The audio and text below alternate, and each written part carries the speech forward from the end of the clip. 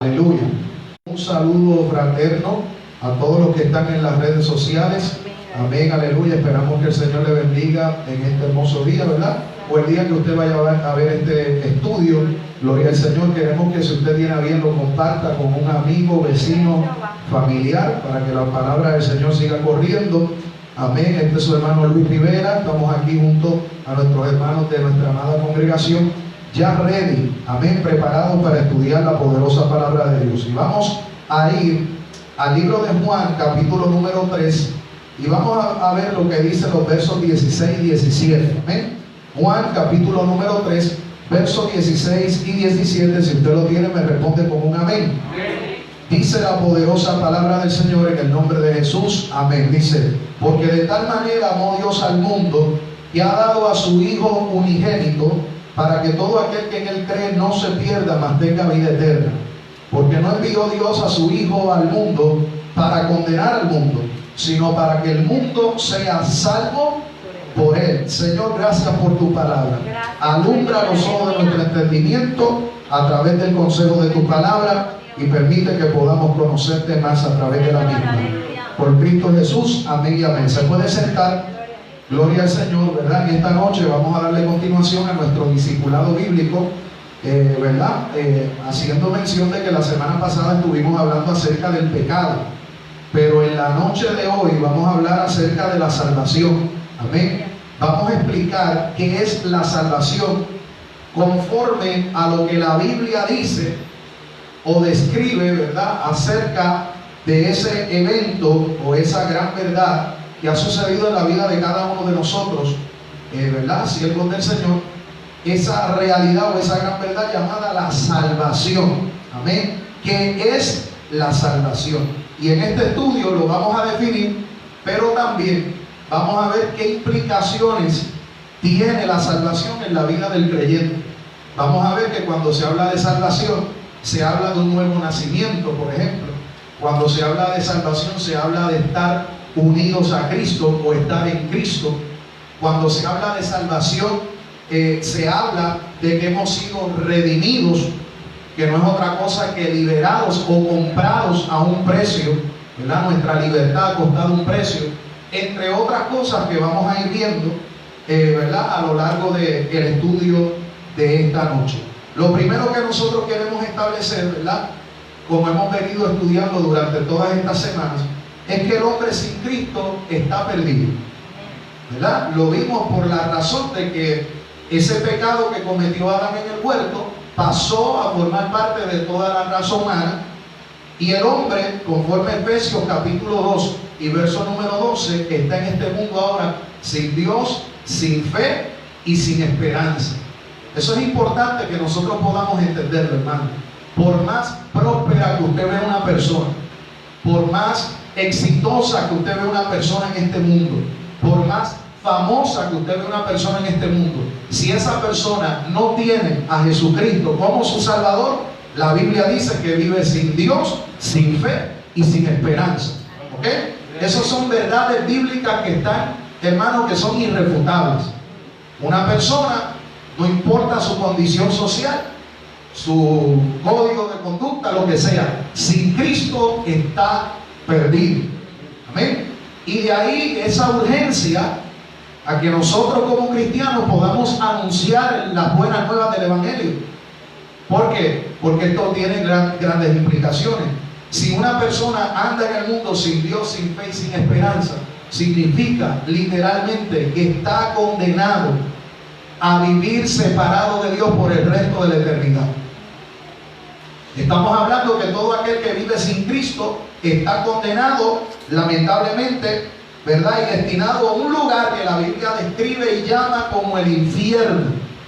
Un lugar de tormento y, sobre todas las cosas, ¿verdad?, un lugar donde ya no habrá más oportunidad para el arrepentimiento, no habrá más oportunidad para el perdón de pecados, y esa persona quedará separada eternamente de Dios por los siglos de los siglos. Así que esa es la urgencia, y para eso Dios lo está capacitando a usted en este discipulado, para que usted tenga una conciencia bíblica acerca de estas grandes verdades, entendiendo, y más en este tiempo, viendo la condición actual del mundo actual, hermano, y la condición de los seres humanos ahora, tenemos que entender que el mundo va hacia, hermano, dirigido hacia el infierno. Tristemente, ¿verdad? Tenemos que decirlo, pero es la realidad. Así que todo aquel que vive sin Cristo, la Biblia dice claramente que vive sin Dios, sin esperanza y sin fe en este mundo. Es decir, ningún esfuerzo, por más puro y por más bien intencionado que sea, podrá acercarlo a Dios. Puede ser la persona más religiosa en el mundo, pero si no hay arrepentimiento, si no hay conversión, si la fe y la confianza de esa persona no está puesta en el único que pagó el precio para que nosotros seamos salvos, esa persona, hermano, está totalmente perdida. No importa los esfuerzos religiosos que haga, puede ir a la misa toda la semana, puede rezar 40 rosarios diarios, puede, hermano, incluso, y yo me estoy yendo, ¿verdad?, para allá, para la religión católica, pero incluso un evangélico, porque hay evangélicos que conocen toda la liturgia, que, ¿verdad?, que comprende el culto, y pueden asistir a la iglesia y pueden conocer incluso la Biblia mejor de lo que usted y yo la conozcamos, pero eso no le garantiza la salvación a nadie. Lo que nos garantiza la salvación es poner única y exclusivamente nuestra fe, nuestra confianza en el sacrificio de Cristo, reconociendo nuestros pecados y aceptándole a Él como nuestro único y exclusivo Salvador. Ese es el único camino. Por eso Jesús fue muy enfático cuando dice en Juan capítulo 14 verso número 6: yo soy el camino, yo soy la verdad y yo soy la vida, y fuera de mí nadie puede venir al Padre. No hay manera de que nadie se pueda salvar fuera de Cristo Jesús. Como hemos visto ya anteriormente, Romanos capítulo 3 y verso 10 dice que no hay ni un solo justo sobre la faz de la tierra. No hay ni uno. No hay quien haga lo bueno, no hay quien busque a Dios.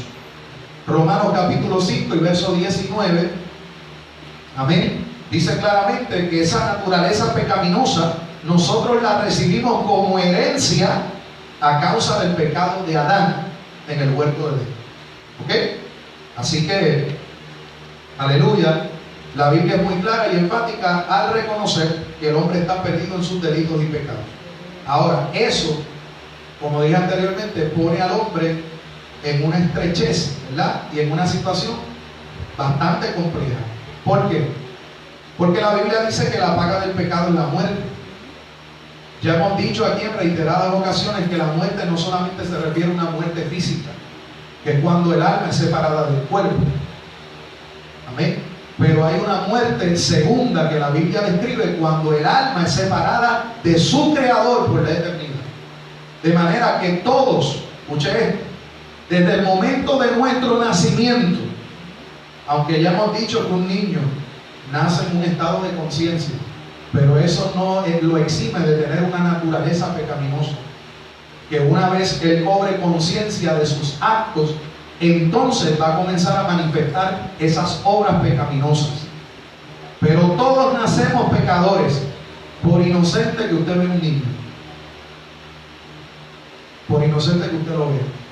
Todos, la raza humana, todos somos pecadores. ¿Qué implica eso? Que todos estamos condenados a esa segunda muerte, a una muerte eterna, separados de Dios por toda la eternidad.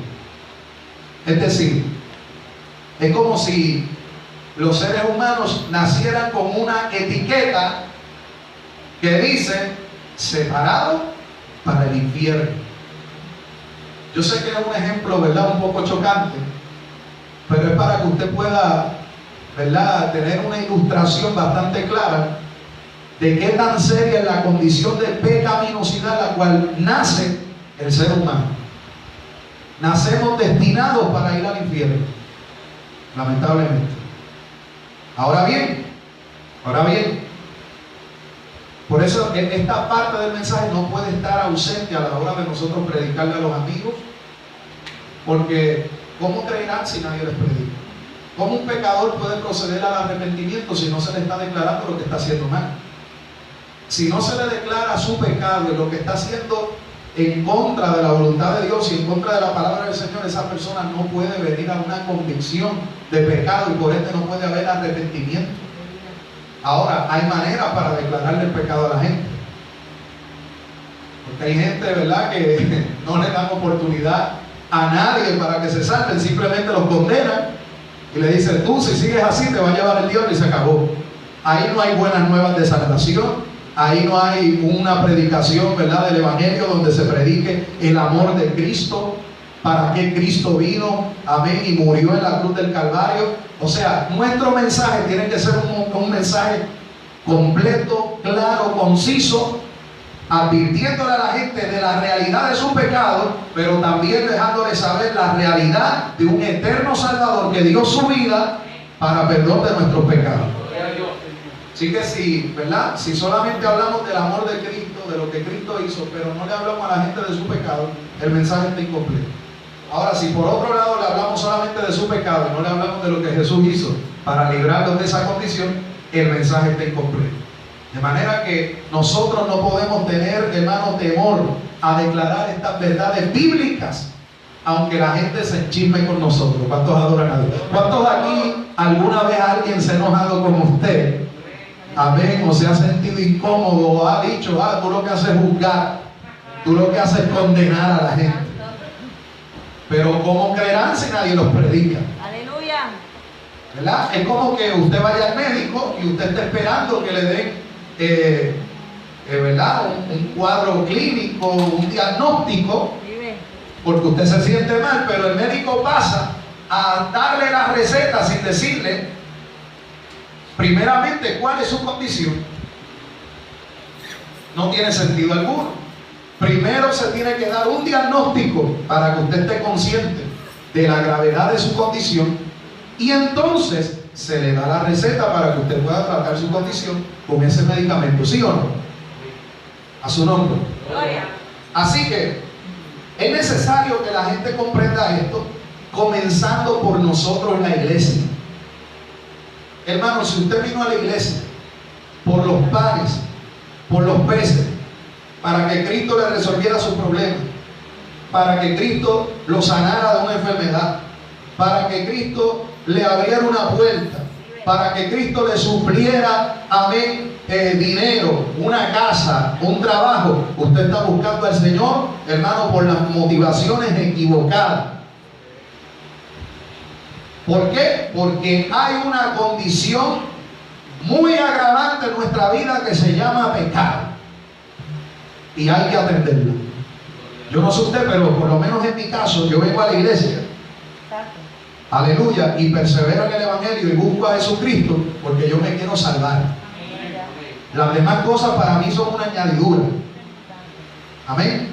Yo lo que quiero es tener mi salvación escondida en la persona de Jesucristo, porque el mundo pasa, sus deseos, pero los que hacen la voluntad del Padre permanecen para siempre.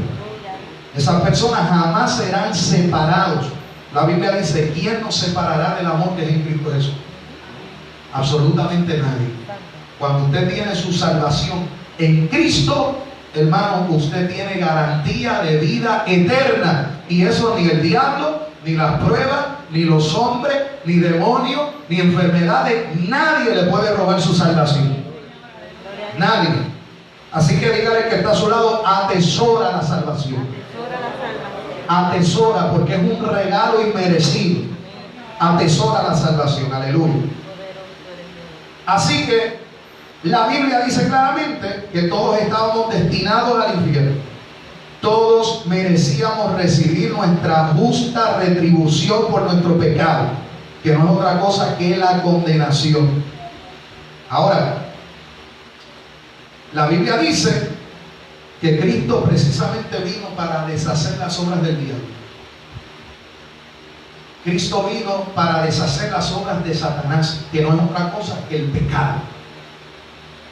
Eso fue lo que se infiltró en el huerto, porque ya dijimos que ese primer pecado no nació en el huerto. Ese pecado viene desde la expulsión de ese querubín grande y protector del cielo, que pecó y se rebeló contra Dios estando en el cielo. Ahí fue el primer pecado. Pero ese pecado, de una manera muy sutil, él se lo pasa persuadiendo a la mujer para que desobedezca a Dios. Y ahí entonces ese pecado tiene acceso y se introduce en el mundo, y de Adán se riega al resto de la raza humana. Como dije la semana pasada, si dejamos el mensaje hasta ahí, la cosa está triste, ¿verdad que sí?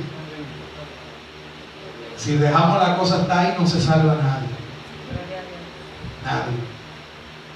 Pero gloria al Señor que en el mismo capítulo 3, donde se narra la derrota y la caída del hombre en pecado, en ese mismo capítulo, verso número 15, el Señor hace provisión de un Mesías, de un Salvador, que se manifestaría conforme a Gálatas capítulo número 3 en el tiempo señalado por Dios, para traer salvación a todos los seres humanos. Aleluya.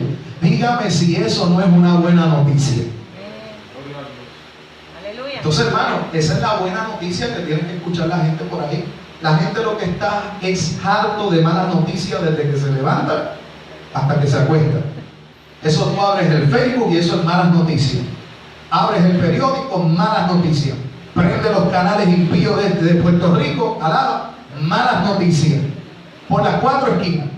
El mundo, hermano, en un deterioro, pero una cosa terrible. Bueno, ahorita estaba yo por Manatí, y gracias a Dios que no pasamos minutos antes, pero pocos minutos, 2 o 3 minutos después de, ¿verdad?, que nosotros pasamos, 2 o 3 minutos antes había habido un tiroteo por donde nosotros estábamos pasando allí en Manatí.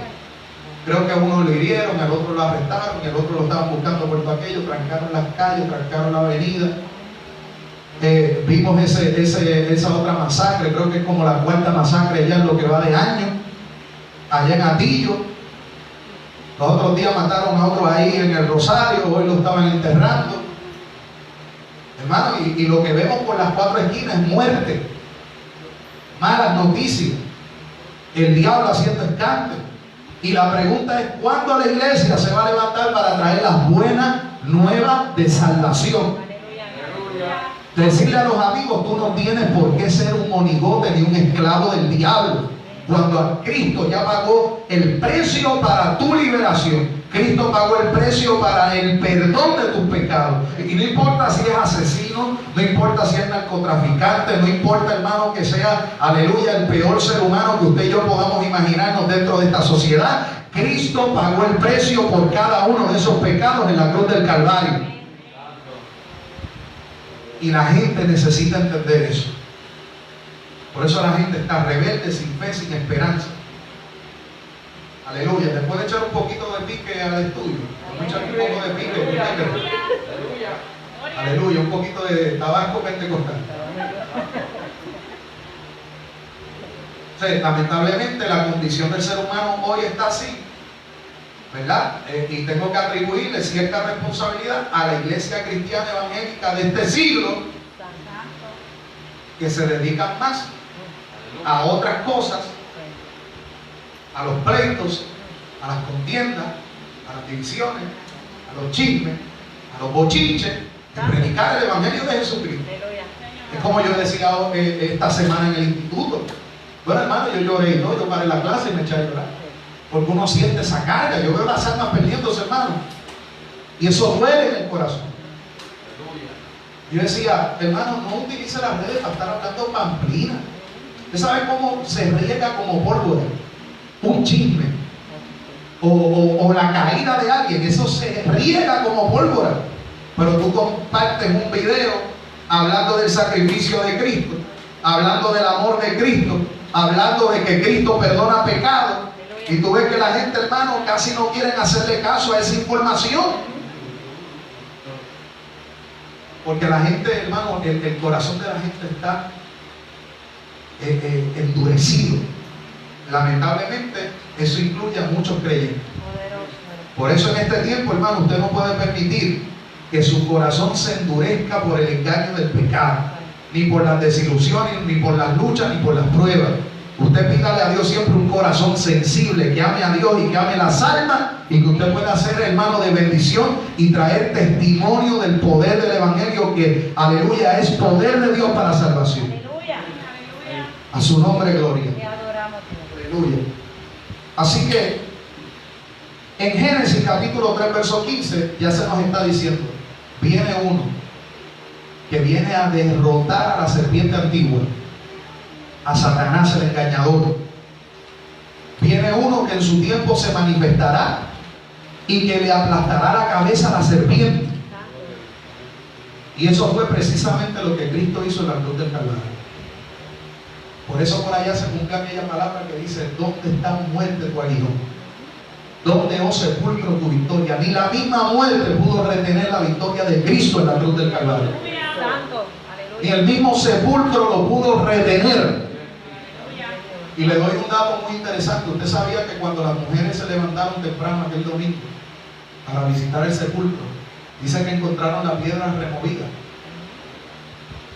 Pregunto yo, ¿quién removió la piedra? Bueno, el Evangelio de Lucas dice que fue un ángel, que cuando descendió hubo un grande terremoto en aquel lugar y él tomó la piedra y la removió. La otra pregunta es la siguiente: ¿acaso Cristo necesitaba que se removiera la piedra para salir de la tumba? Por supuesto que no. Entonces, ¿por qué fue removida la tumba si él no necesitaba salir por ahí? Recuerde que cuando él se presentó con los discípulos en el aposento alto, la Biblia dice que él apareció de repente. Nadie le abrió la puerta, nadie le abrió una ventana, nadie le abrió absolutamente nada, y él entró y apareció en medio de ellos, y todo el mundo se escandalizó. A Dios, pero ¿cómo entró? Alaba. Gloria. Y de la misma manera que entró en el aposento alto, de esa misma manera él salió del sepulcro. ¿Y por qué removieron la piedra? La piedra, hermano, removida es el testimonio fiel de que el mundo puede mirar hacia adentro y ver que la tumba, oh gloria a Dios, oh gloria a Dios, alaba. La piedra no fue removida por la causa de Cristo, la piedra fue removida por causa de la gente, para que vea que Él se levantó de entre los muertos. Alaba la gloria. Ven que hablamos de resurrección no solamente en Semana Santa. Eso es un hecho glorioso que hay que predicarlo, hermano, siempre. La iglesia tiene que predicar esto. Aleluya. Así que esa victoria inmensa que Cristo tuvo sobre la muerte, sobre la cruz, el mismo sepulcro, es lo que Cristo ha venido a compartir con cada uno de nosotros. Aleluya, la salvación, a decirnos: tú no tienes por qué pagar el precio por tus pecados, porque ya yo lo pagué. Bendito eres, Jehová. En eso consiste la salvación. Esa es la buena noticia. Hay alguien que fue nuestro sustituto en aquella cruz. Yo no tengo que pagar por mi pecado. Ya Él pagó el precio. Y yo gozo de esa libertad. Y yo gozo de comunión con el Padre. Y tengo garantía de vida eterna.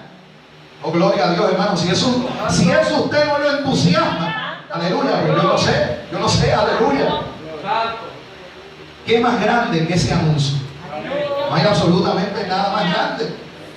Aleluya.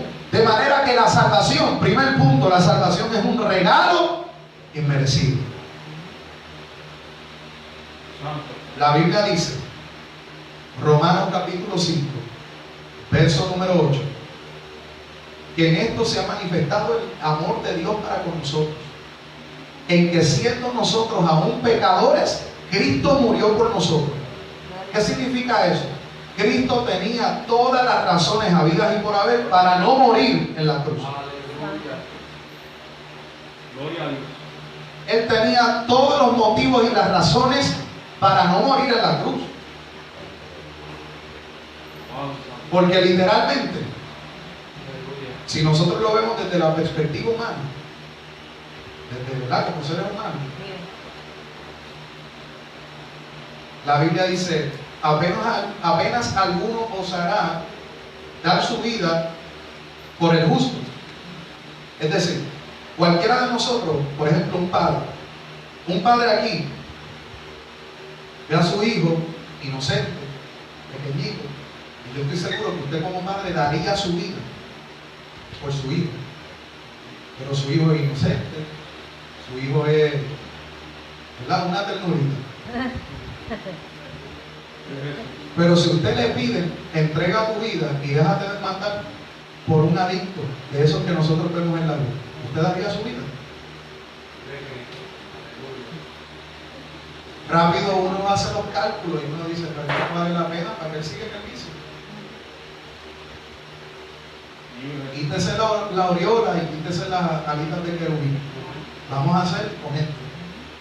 Desde una perspectiva humana, es imposible que una persona entregara su vida para perdonar los pecados de gente que a nuestra consideración no valen la pena. Pero la Biblia dice que Jesús no estimó el ser igual a Dios como cosa que apetece, sino que Él se hizo obediente hasta la muerte, y no cualquier muerte, muerte de cruz. Y todo aquel que es colgado de un madero, dice la Biblia, que es maldito. Cristo prefirió recibir en su cuerpo la maldición por tu pecado y por el mío, porque Él entiende, cosa que a lo mejor a nosotros nos choca, pero Él entiende que sí vale la pena. Te adoramos. Alaba. Él entiende que sí vale la pena. Y por eso dice que siendo nosotros aún pecadores, nosotros ni siquiera habíamos dado un indicio de que íbamos a cambiar. Siendo aún pecadores, Cristo murió por nosotros. De manera que la salvación es un regalo, es un don inmerecido. ¿Ven? Ahora, ¿de qué trata esa salvación? Esa salvación es, voy a utilizar una palabrita, ¿verdad?, un poco dominguera, ¿verdad? Es una absolución gratuita por todos nuestros pecados. Absolución habla de que somos absueltos, la culpa es quitada de nosotros. Escuche eso. Es una absolución gratuita por todos nuestros pecados. De eso se trata la salvación. Si nosotros fuéramos al tribunal de Cristo o al juicio del trono blanco, como verdad le sucederá a todo aquel que muere sin el Señor, en ese juicio, en el trono blanco, Apocalipsis capítulo 20, dice que todas las gentes comparecerán ante ese gran trono y los libros serán abiertos. Y dice el capítulo 21 de Apocalipsis que todo aquel que su nombre no fue inscrito en el libro de la vida, es decir, todo aquel que no aceptó a Jesús como su Salvador, para que Jesús quitara esa culpa, cuando se presente delante del trono blanco será hallado culpable. Es decir, el juicio en el gran trono blanco no es para buscar si tú eres inocente o no. El juicio en el gran trono blanco es para probar la culpabilidad de todos aquellos que quisieron salvarse bajo su propia cuenta o su propio mérito, rechazando y menospreciando lo que Cristo hizo en la cruz del Calvario. Aleluya. Pero todos aquellos que le hemos recibido, ¿cuántos le han recibido aquí? Todos aquellos que le hemos aceptado y que hemos puesto nuestra confianza en Él, hemos sido absueltos de nuestra culpa. Gloria, aleluya. Y cuando nos presentemos delante de Él, el Padre nos va a ver como gente inocente. Santo. Nos van a ver como gente justa. Santo eres Dios. Es decir, cuando busquen el archivo de Elián y saquen para ver, vamos a ver cuántas pecados, cuántas transgresiones, Gloria a Dios. cuántas cosas ha hecho Elián. Adiós, si el archivo está en blanco. Santo. Aleluya. Alaba, Vive Jehová. está en blanco. Amén. Poderoso. Aleluya. Inclusive, si hubiésemos tenido que pagar fianza, que no la tenemos que pagar, cuando allá Satanás fuera a acusarnos, no, pero por lo menos impone una fianza, no, es que ya pagaron el precio de su libertad. Vive Jehová. Aleluya. Hello. Santo eres Dios. El archivo y el récord clear, limpio. y sin pagar absolutamente nada porque el precio ya fue pago. Qué lindo, aleluya. Usted sale de ahí, no se lo van a llevar reo. Usted sale de ahí, hermano, para la libertad que Cristo compró en la cruz del Calvario para que usted disfrute de ella. Alabado Dios. En eso consiste la salvación. Aleluya.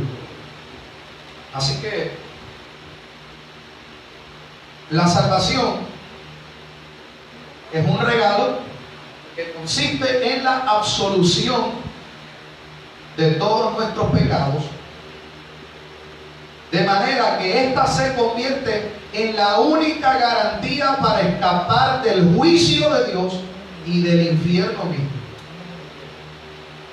Escuche, la salvación es la única garantía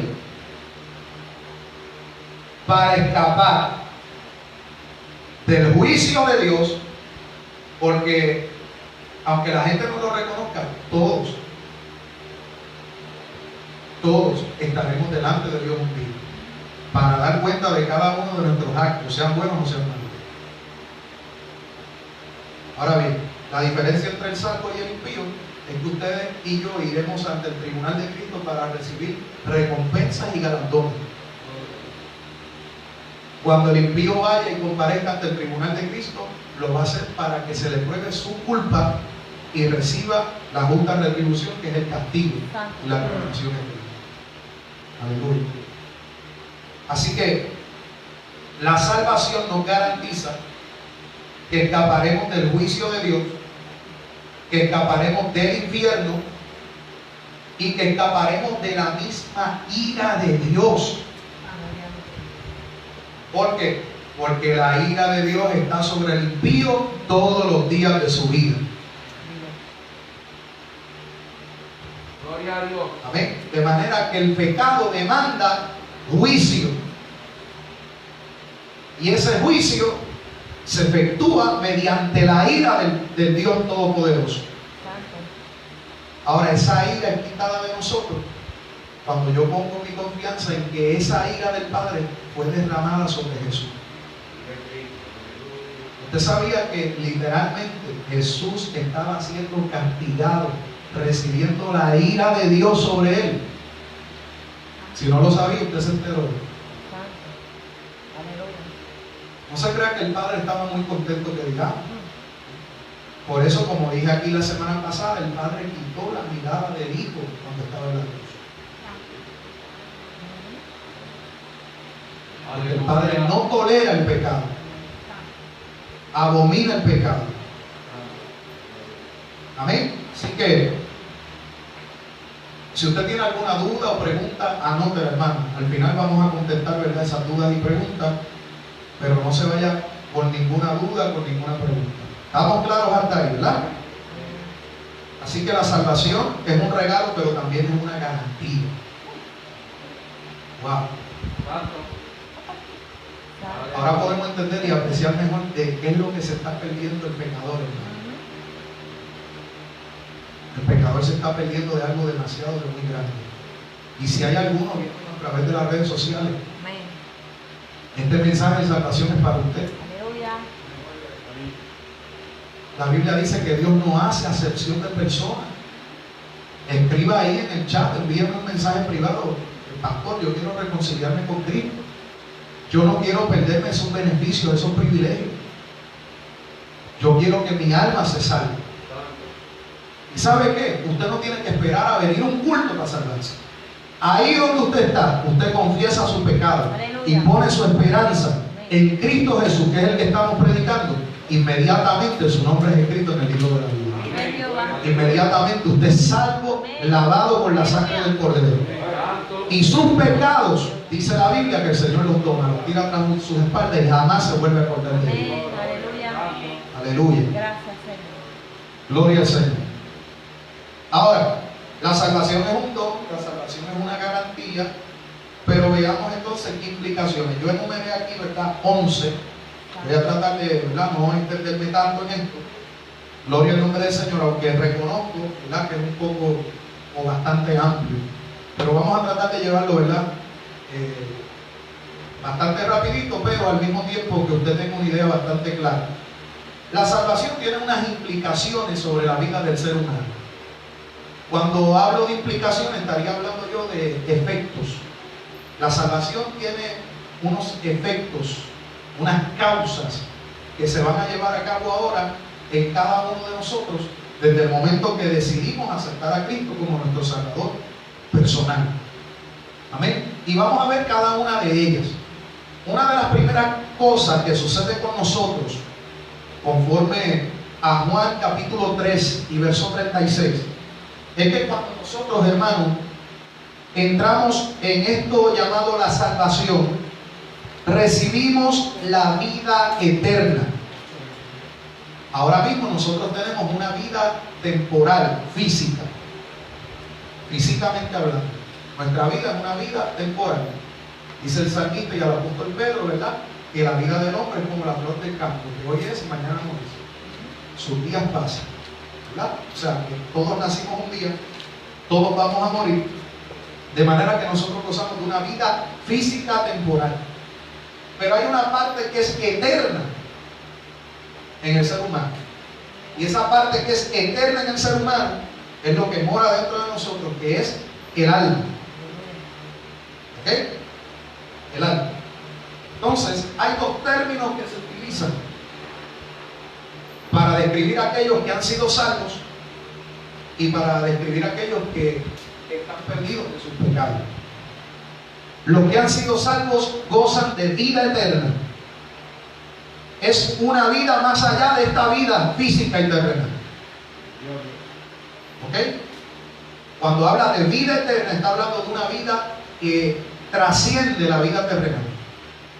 Es una vida en un plano espiritual. ¿Ok? Y por eso es que es eterna. Ahora, los que no son salvos viven en muerte eterna o condenación eterna. De nuevo, voy a volver a repetirlo. La palabra muerte no solamente habla de una persona cuando expira, ¿verdad?, y se murió. La palabra muerte habla también de una separación. ¿Okay? ¿Qué dice Juan capítulo 3 y verso 36? Dice: el que cree en el Hijo tiene vida eterna. ¿Okay? Pero el que rehúsa creer en el Hijo no verá la vida. Pues no es de vida física que está hablando, porque todos hemos visto la vida físicamente hablando. Está hablando de una vida que trasciende lo físico y lo terrenal. Es una vida espiritual, una vida eterna. Dice: el que no tiene al Hijo no verá la vida, sino que la ira de Dios está sobre él. ¿Por qué la ira de Dios está sobre él? Por el pecado. La ira de Dios está sobre los pecadores. Y cuando la ira de Dios está sobre el pecador, este no puede tener vida eterna, sino que vive en condenación y en muerte eterna. Claro, pero si este acepta a Cristo como su Salvador personal, ese pecado que es el obstáculo que le impide acercarse a Dios es quitado, y entonces viene a ser un mismo espíritu con el Señor. La Biblia dice: los que se unen al Señor, un solo espíritu son con el Señor, dice el apóstol Pablo. Aleluya. Ahora, desde el principio nosotros dijimos que era la voluntad de Dios que el hombre gozara de vida eterna. De ahí el porqué en el mismo huerto donde estaba el árbol de la ciencia del bien y del mal, ¿se acuerdan? En ese mismo huerto estaba el árbol de la vida. Cuando Dios crea al hombre, lo crea con la intención de que éste luego comiera del fruto antes de pecar, en estado de inocencia, para que entonces viviera eternamente en inocencia, sin pecado. ¿Cuál fue el problema? Que cuando él pecó, el Señor dijo: si come del árbol, vivirá eternamente el pecado. Hay que sacarlo del huerto. Y por eso se le impide que coma del árbol de la vida, porque de otra manera hubiesen vivido eternamente en pecado. No habría absolutamente más nada que hacer por el hombre para que se pudiese salvar y pudiese entonces cambiar su condición de pecado. Así que Esa era la voluntad de Dios desde el principio. A causa del pecado, eso no se dio en el huerto, pero ahora nosotros gozamos de algo mejor que ese árbol de la vida. Ahora tenemos el Hijo, que es el que nos da vida eterna. El Hijo de Dios. Aleluya. Así que cuando nosotros somos salvos, inmediatamente obtenemos vida eterna. Vamos a dejarlo ahí para seguir con la segunda. ¿Qué más sucede cuando nosotros somos salvos? Cuando nosotros nos salvamos, hermano, esto significa que hemos sido reconciliados con Dios. Claro, si la ira de Dios está sobre el pecador, es porque no está para nada contento. ¿Sí o no? Es como, ¿verdad? Cuando la esposa está enojada con el esposo. ¿Verdad? ¿Sí? Cuando la esposa está enojada con el esposo, usted ve que ahí se interrumpe la comunión. Ya no se hablan igual. A veces ni se miran. No estoy diciendo que es el caso de ustedes, ¿verdad? Simplemente una broma, pero hay indiferencia, hay incomodidad. A lo mejor hay enojo de parte y parte, ¿verdad? Hay incomodidad, pero de momento se reconcilian. Mayormente cuando cae la noche es que hay reconciliación, ¿verdad? Y se reconcilian. Y entonces, ¿a dónde pasa esa ira que había, ese enojo, esa incomodidad? Pasa un segundo plano. Porque lo que cortaba la comunión era esa incomodidad a causa de la ira, de la ofensa, etcétera, lo que haya pasado. Eso se corta cuando hay una reconciliación.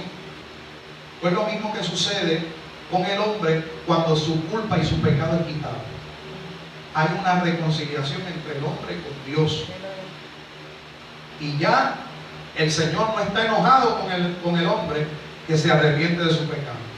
Para nada. Esa ira se remueve por completo. Ahora, es importante destacar que el mundo completo que vive en pecado está enemistado con Dios.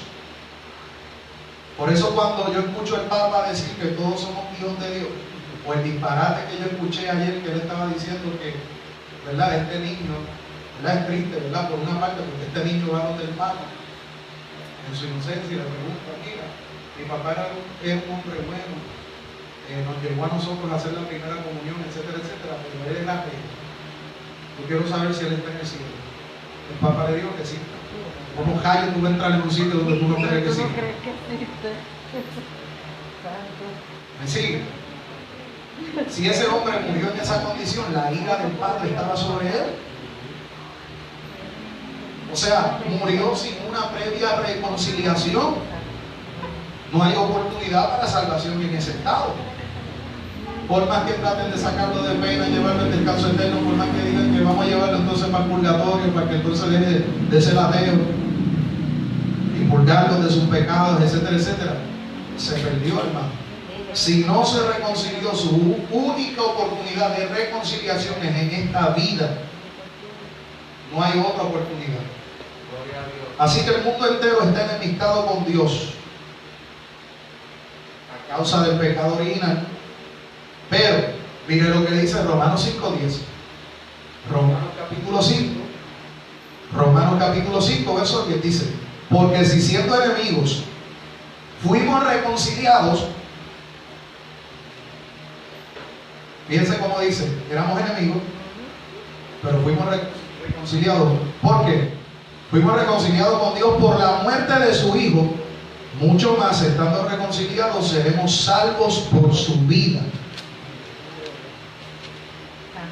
Aquí se nos está hablando de la garantía de la salvación, que después vamos a hablar de eso. Nos está diciendo, si nosotros éramos enemigos y Dios tuvo a bien reconciliarnos con Él mismo, ¿qué será de nosotros ahora que hemos recibido el perdón de nuestros pecados? Pues tenemos como fruto la vida eterna. Es decir, nosotros podemos descansar con plena certidumbre y confianza de que nuestra salvación no se pierde por cualquier cosita como algunos enseñan y predican por él. O sea, yo no estoy hablando de una vez salvo, siempre salvo. No se equivoque.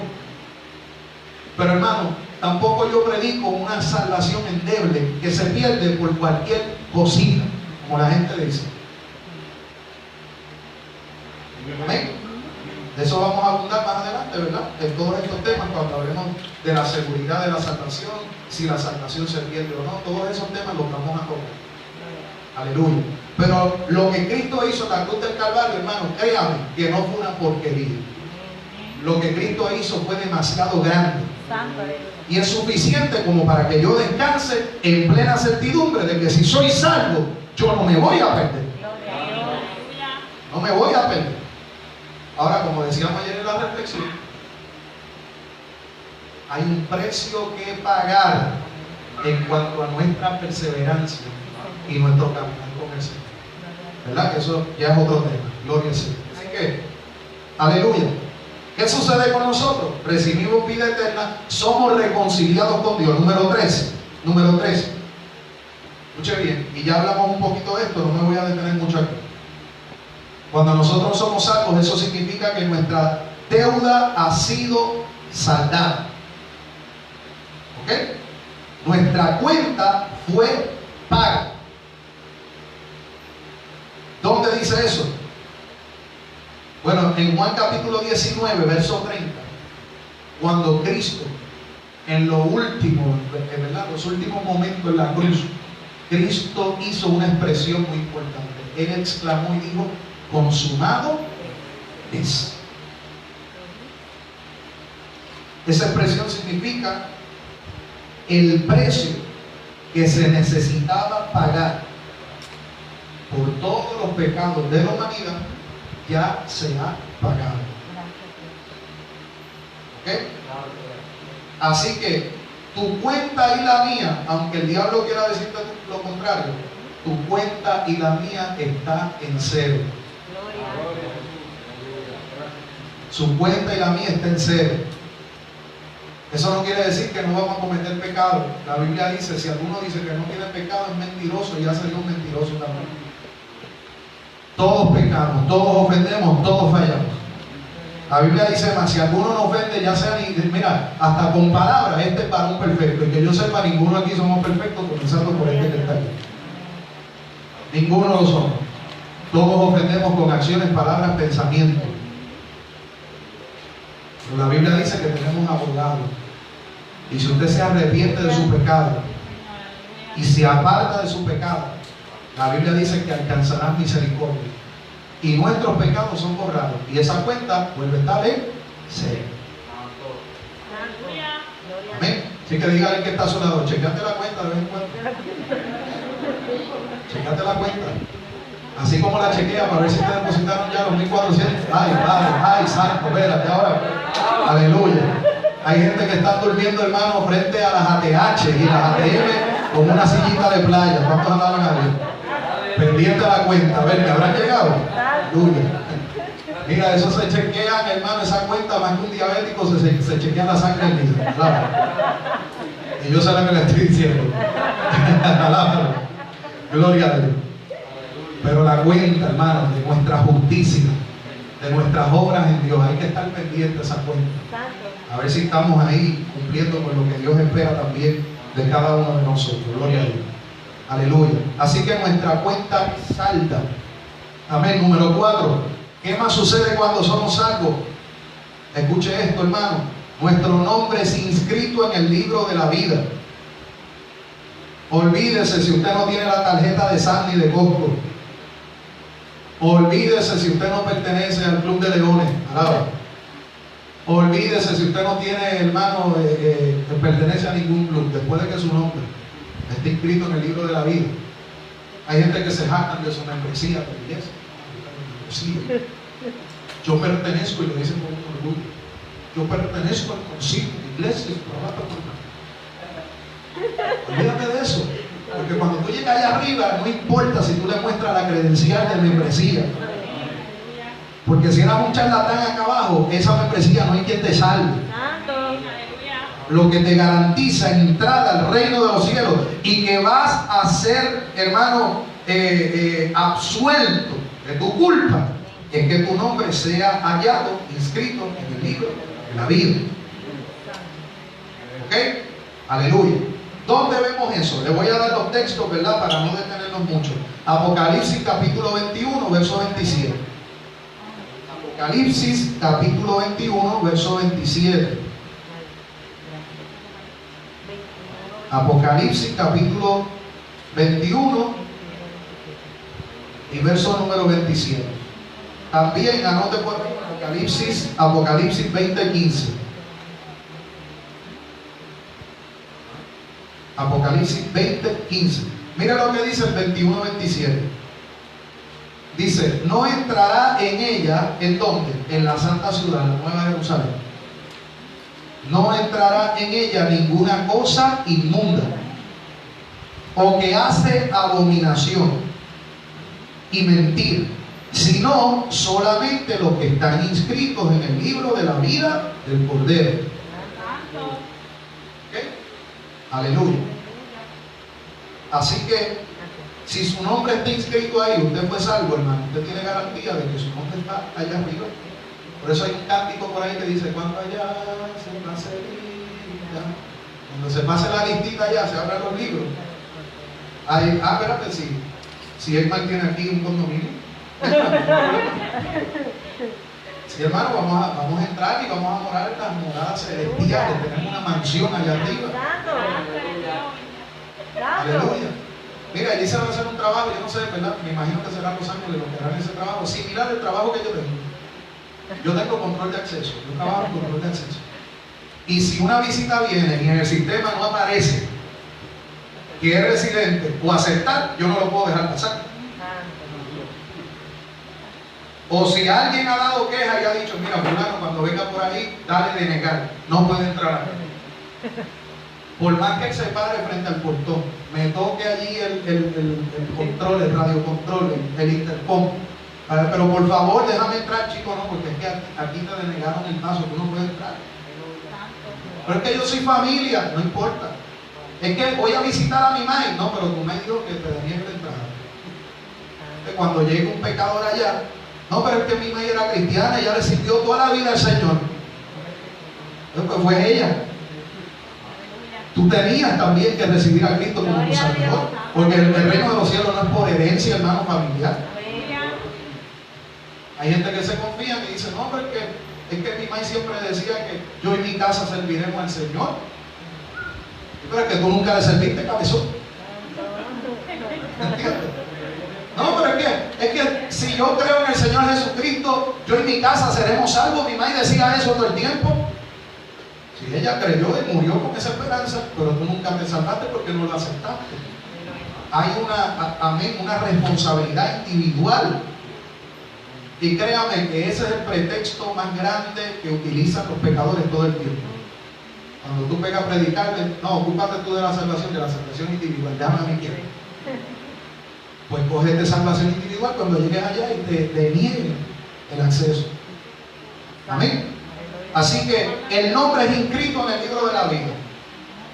Apocalipsis 21:27 y Apocalipsis 20:15.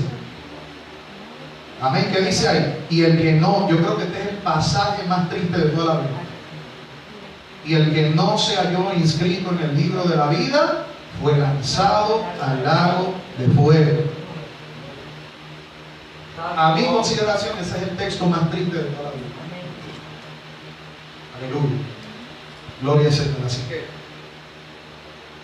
número 5. Número 5. ¿Qué más ocurre cuando somos salvos? Recibimos el amor de Dios. La salvación es una muestra del amor de Dios. Y no es una muestra temporal ni momentánea que sucede en el momento de la conversión, sino que ese amor es derramado sobre nuestros corazones continuamente.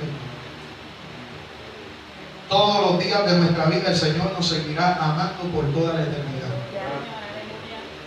Amén. Aleluya. Anote por ahí. Gloria al Señor. Anote por ahí Romanos 5:5. Romanos 5:5. Tengo muchos textos, les voy a dar dos solamente. Romanos 5:5 y Romanos. Aleluya, me estoy quedando bien. Romanos 8:39.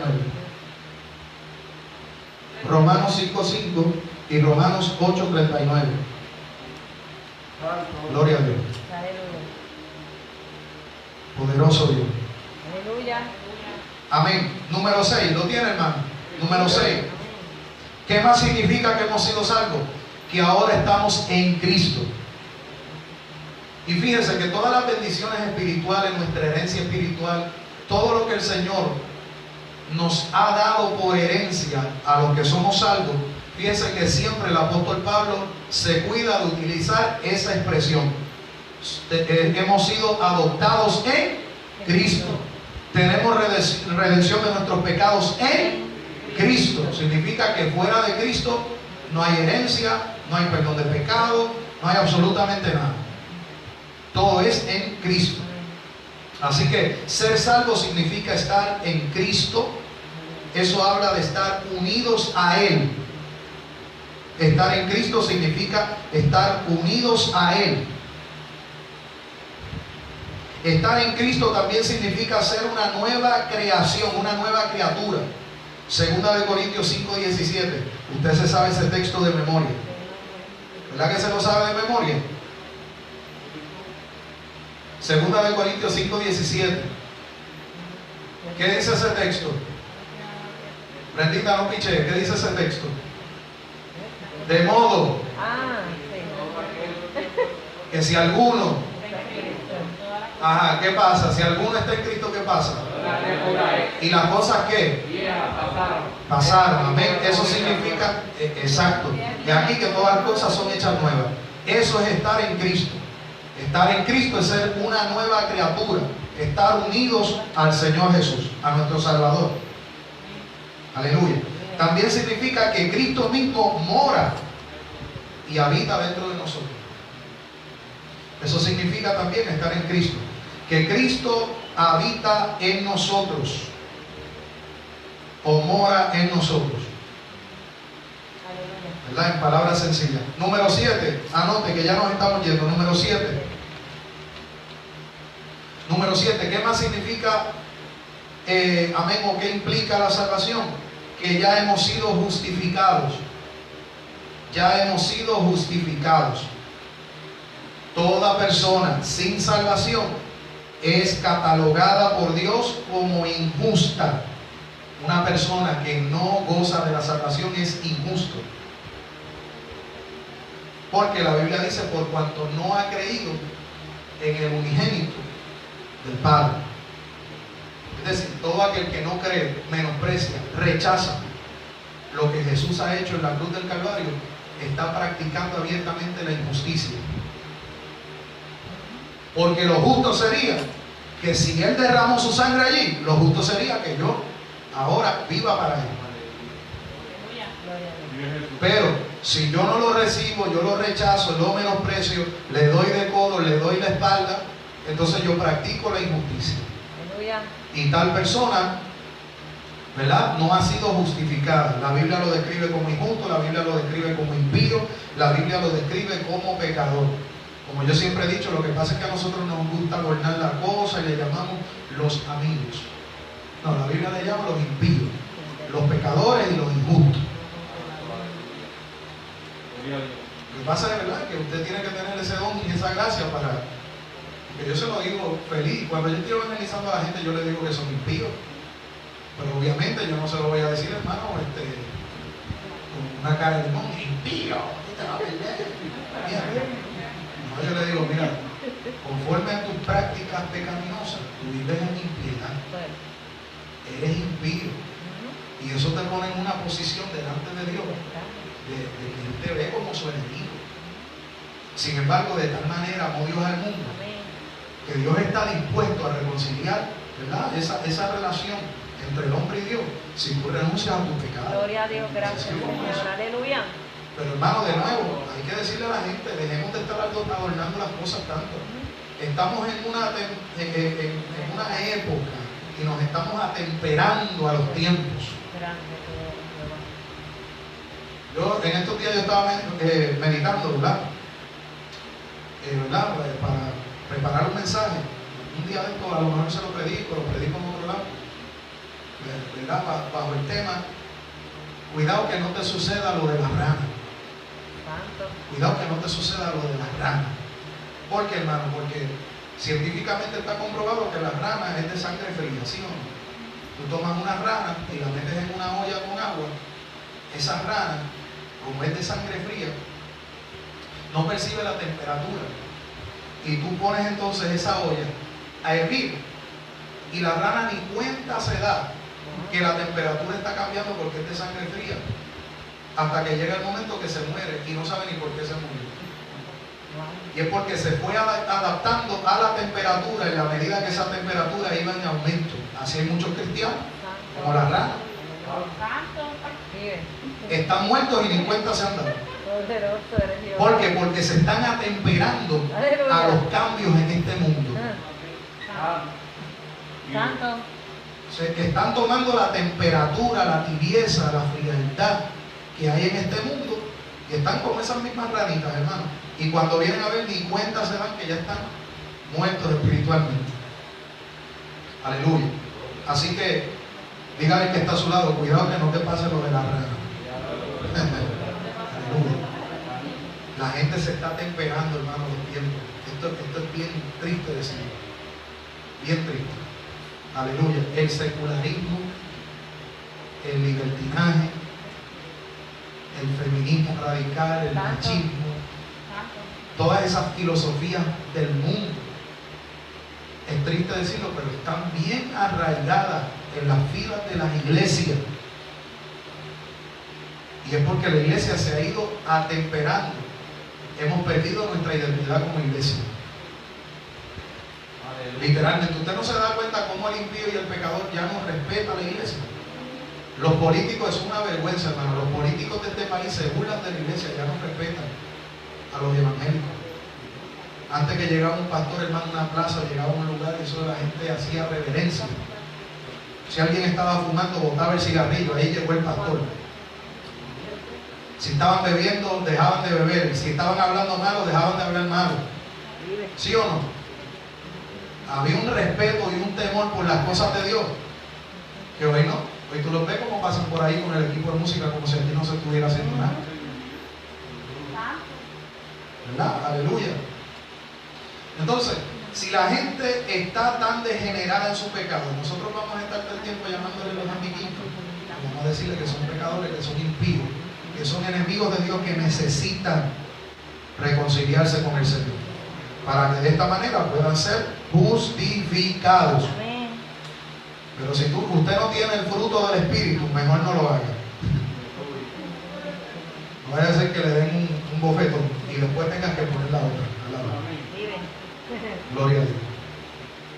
Así que somos justificados. La Biblia dice en Romanos capítulo 5 verso 1, Romanos 5, 1, justificados pues por la fe tenemos paz para con Dios por medio de nuestro Señor Jesucristo.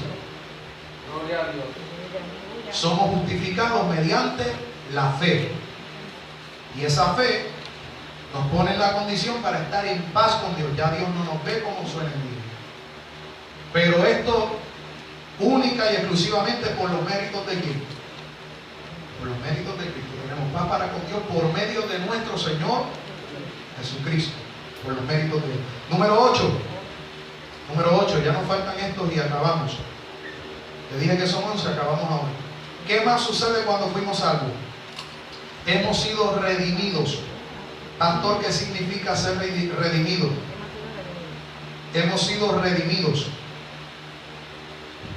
Significa que hemos sido rescatados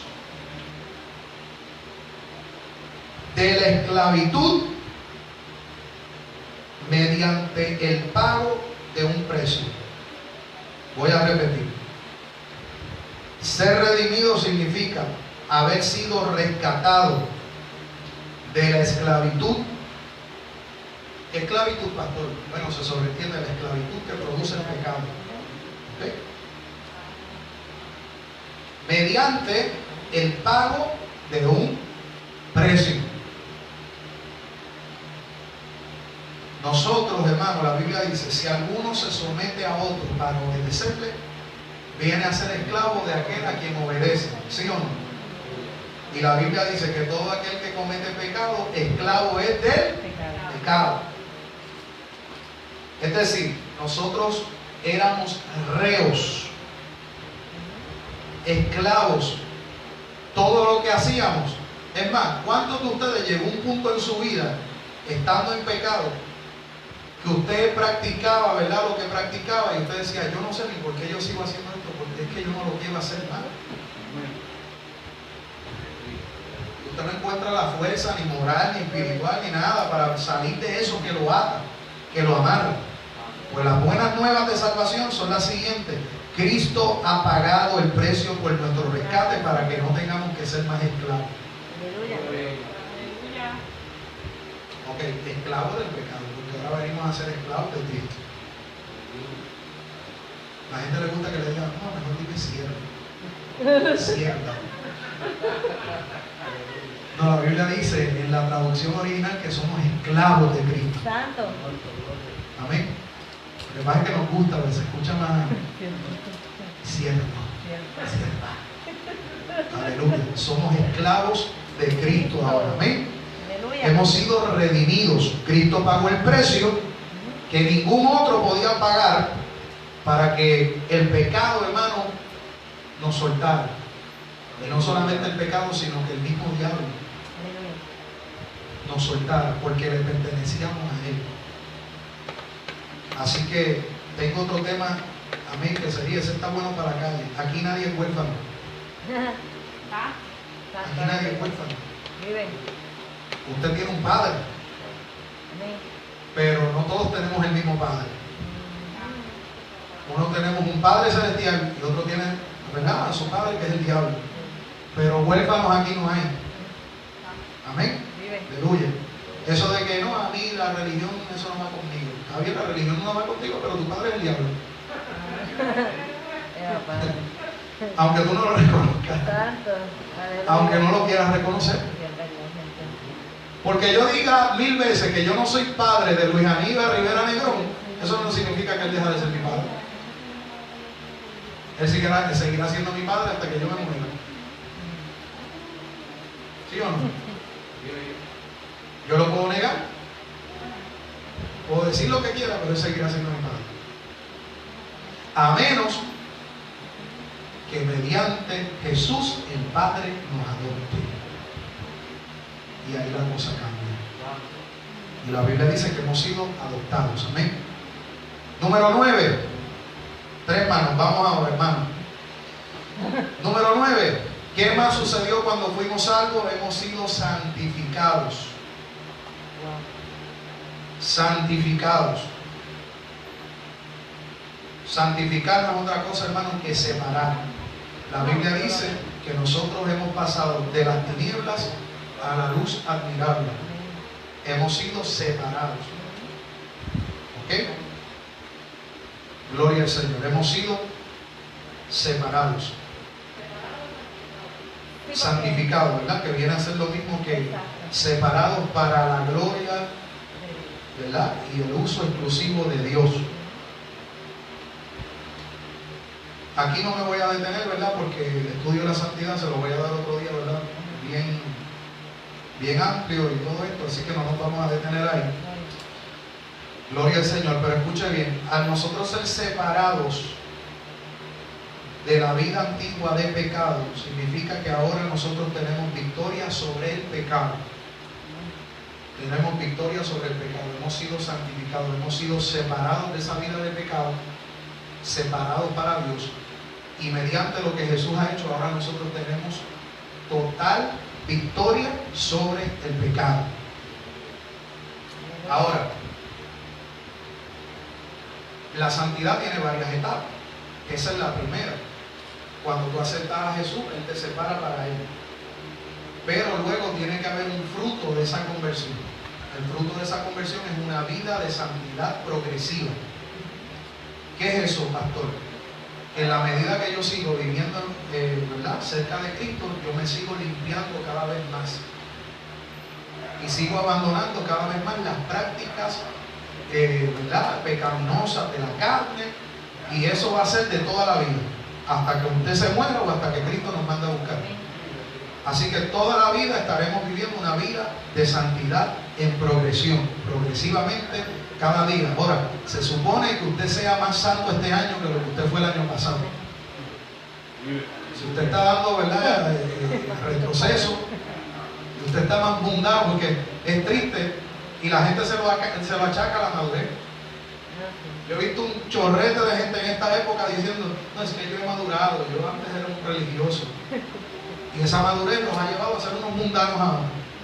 Esa gente no está viviendo ni practicando la santidad. Porque cuando usted es santo, usted es más santo hoy que lo que usted era ayer. Usted está más separado hoy que lo que usted está separado ayer del mundo. Entonces hay gente, ¿verdad?, que están negando sus principios y diciendo, no, es que yo maduré. Antes yo era un religioso, jajatabla, jajabloque. Y maduré. Y por eso ahora el Señor no mira la copa.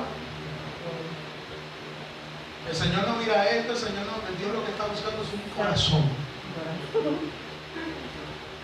Bueno, si hay santidad en el corazón, eso se va a reflejar por fuera. Amén. Pero eso es otro día, ¿verdad? Aleluya, porque ese es el orden. La santidad comienza adentro y se manifiesta afuera. Número 10. ¿Qué más sucedió cuando fuimos salvos? ¿No dice texto en ese? Amén. Primera de Tesalonicenses 5:23. Ese texto es excelente porque habla de la santificación del alma, del cuerpo y del espíritu. Todo vuestro ser debe ser santificado para el Señor. Primera de Tesalonicenses capítulo 5 y verso 23. Dice, y el mismo Dios de paz os santifique por completo y todo vuestro ser, espíritu, alma y cuerpo sean guardados irreprensibles para la venida de nuestro Señor Jesucristo. Primera de Tesalonicenses 5:23. ¿Cuál dice en el 8? En el 8, de ser redimidos. Yeah. Bueno, es que tengo bastantes aquí, pero puedes anotar por ahí. Déjame ver uno que sea bastante explícito. Apunta a Romanos 7:14. Ahí dice que Pablo, ¿verdad?, y nosotros éramos vendidos al pecado. Éramos vendidos al pecado, es decir, éramos esclavos del pecado. Perdón. Número 10. ¿Qué más sucedió cuando nos salvaron? Bueno, que Cristo, ¿qué implica eso? Que Cristo nos ha sustituido en la cruz del Calvario. También lo explicamos ahorita. Y usted va a notar, hermano, que en el discipulado van a haber cosas que vamos a estar repitiendo, ¿verdad?, una y otra vez, porque esa es la base, ese es el fundamento. Y qué bueno, porque uno de los métodos en la enseñanza es la repetición, para que la gente se le grabe, ¿verdad?, y puedan llevar eso al corazón. Así que, si usted escucha, no es que yo tengo aquí un estudio recalentado, es que se va a ir repitiendo una y otra vez los mismos fundamentos de estas doctrinas. Así que, y para aquel que no sabe qué doctrina es, enseñanza bíblica, ¿okay? La sana doctrina, la sana enseñanza de la palabra de Dios. Cristo nos ha sustituido. ¿Dónde vemos eso? Eso lo vemos en 2 de Corintios capítulo 5 verso 14 y verso 15. 2 de Corintios capítulo 5 verso 14 y verso 15. 2 de Corintios 5, 14 y 15. Anote también el versículo 21 de 2 de Corintios 5, ahí mismo. 2 de Corintios capítulo 5 verso 14, 15 y el versículo 21. ¿Qué dicen esos textos? Bueno, uno de esos textos dice: el que no conoció pecado, por nosotros fue hecho pecado. Cristo fue nuestro sustituto. Él fue un varón perfecto. Él fue tentado en todo, pero nunca pecó. Él era el impecable Dios. Él no podía pecar. Y siendo un Dios impecable, pero también siendo ser humano, Él entregó su vida en sustitución suya y mía. Quien merecía estar en aquella cruz era usted y era yo. Cristo dijo: no, ellos no tienen por qué, yo voy a ir. Él fue nuestro sustituto. Eso sucedió, ¿verdad? Y esa es la implicación que tiene la salvación. Y por último, nosotros hemos sido salvos. Eso significa que hemos nacido de nuevo. hemos nacido de nuevo. Como siempre digo, el pecador nace una sola vez para morir 2 veces. El cristiano nace 2 veces para morir una sola vez. Y eso si no es que nos vamos en el rapto. Porque si nos vamos en el rapto, entonces no veremos muerte jamás. Como pasó con Enoc. Amén. Capítulo 5 del libro de Génesis, verso 24. Así que hemos nacido de nuevo. ¿Por qué yo digo que el cristiano nace 2 veces? Bueno, porque usted nace del vientre de su madre, primero, y después nace del agua y del espíritu, segunda. Y si usted se muere, ¿verdad? Por edad, por enfermedad, accidente, lo que sea, usted se muere una sola vez. Muere físicamente, pero vivirá eternamente con Cristo Jesús. Ahora el pecador no. El pecador nace del vientre de su madre una vez. Se muere físicamente y después se muere eternamente separado de Dios. Amén. Así que hemos nacido de nuevo. Claro, esto, hermano, es sumamente misterioso.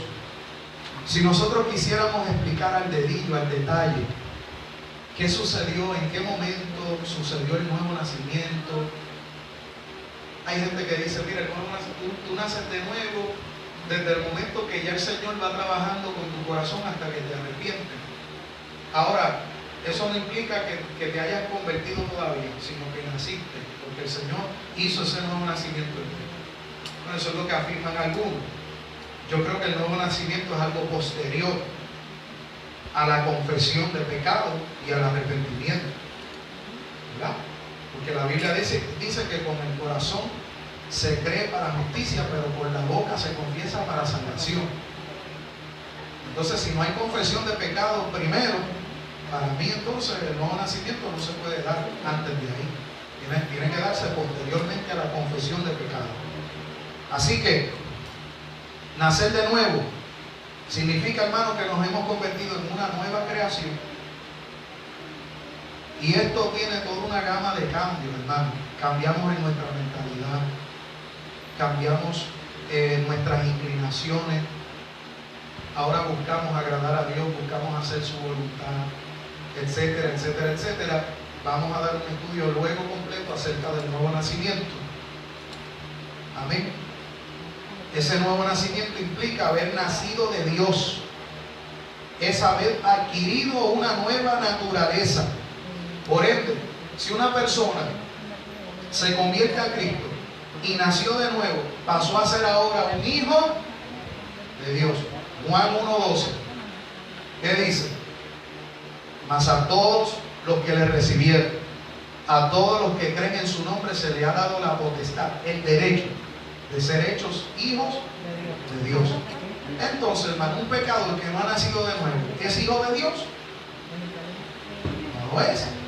Para ser hijo de Dios hay que nacer de Dios. Así que aunque el pecador te diga todos somos hijos de Dios, todos, no, perdóname. Los hijos de Dios tienen el derecho a llamarse como tal porque han creído en el nombre de Jesús y lo han recibido y lo han aceptado. Aleluya. Así que esto es algo, ¿verdad?, que es misterioso, pero es un hecho real y contundente que sucede en la vida de todo aquel que verdaderamente ha sido salvo. Si una persona no ha nacido de nuevo, no ha sido salvo. Dejemos eso muy claro. ¿Cómo? Eso es así. Si la persona no nace de nuevo, no es salvo. El Señor se lo dijo muy claro a Nicodemo en el capítulo 3 del libro de Juan. Nadie que no nazca del agua y del Espíritu puede ver el reino de Dios. Si no nace del agua y del Espíritu, no es salvo. Luego vamos a ver las evidencias de esa salvación. ¿Cómo yo sé si nací de nuevo? ¿Cuáles son las evidencias? Todo eso lo vamos a ver, ¿verdad?, a lo largo de todo este discipulado. Así que vamos a darlo por concluido, ¿verdad? Traté de no extendernos tanto. Ajá. Cita bíblica. La cita bíblica, anoten Juan capítulo 3, ¿verdad?, que es la historia de Nicodemo. Ahí habla de nuevo nacimiento explícitamente. Juan capítulo 3, usted estudia el capítulo y ahí está, hermano, hay más citas, ¿verdad? Hay más, pero por lo menos quédese con Juan capítulo número 3 para que usted pueda, ¿verdad?, poder remitirse ahí a la Escritura y ver qué fue lo que Jesús le habló a Nicodemo en cuanto a ese nuevo nacimiento. Sangre y carne no pueden heredar el reino de Dios. Tiene que haber un nuevo nacimiento. Gloria a Dios. Así que, hermano, vamos a ponernos en pie. Pastor, Amén.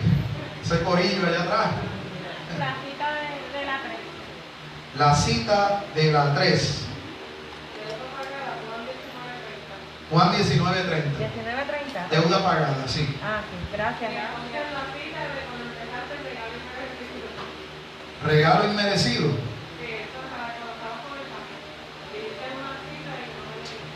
Ok, búscate Efesios capítulo 2, verso 8 y verso 9. Efesios capítulo 2, verso 8 y verso 9. Dice, porque por gracia sois salvos mediante la fe, y esto no de vosotros, pues es don de Dios. No por obras para que nadie se gloríe. Efesios capítulo 2, verso 8 y verso 9. Efesios capítulo 2, verso 8 y verso 9. Hermano, y trate de memorizarse esos pasajes que son claves. Esos pasajes son clave, hermano, a la hora de evangelizar, a la hora de ministrarle a alguien. Porque la gente ve seguridad en usted a la hora de usted predicarle el evangelio. Dice, espérate, este no está comiendo cuenta, este sabe dónde está, este sabe lo que me está hablando.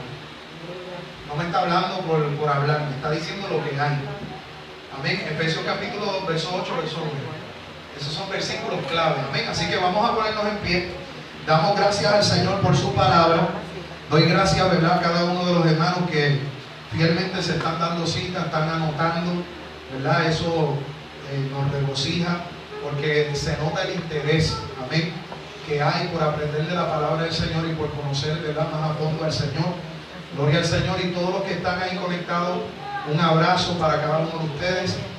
Deje su mensaje, si tiene alguna petición, quiere reconciliarse, escriba, por favor. Nosotros queremos orar por usted. Así que, si el Señor lo permite, vamos a estar aquí este próximo domingo a las 6 de la tarde. Vamos a estar transmitiendo el culto, como en eso de las 7 de la noche, transmitimos el mensaje. Amén, para que usted pueda beneficiarse. Así que manténgase ahí en la sintonía con nosotros y si tiene a bien compartir esta bendición, hágalo, porque, ¿verdad?, de esta manera estaría contribuyendo a la causa del Evangelio. Así que Dios me los bendiga. Hacia adelante en el Señor. Nos despedimos. Shalom. Gloria a Dios.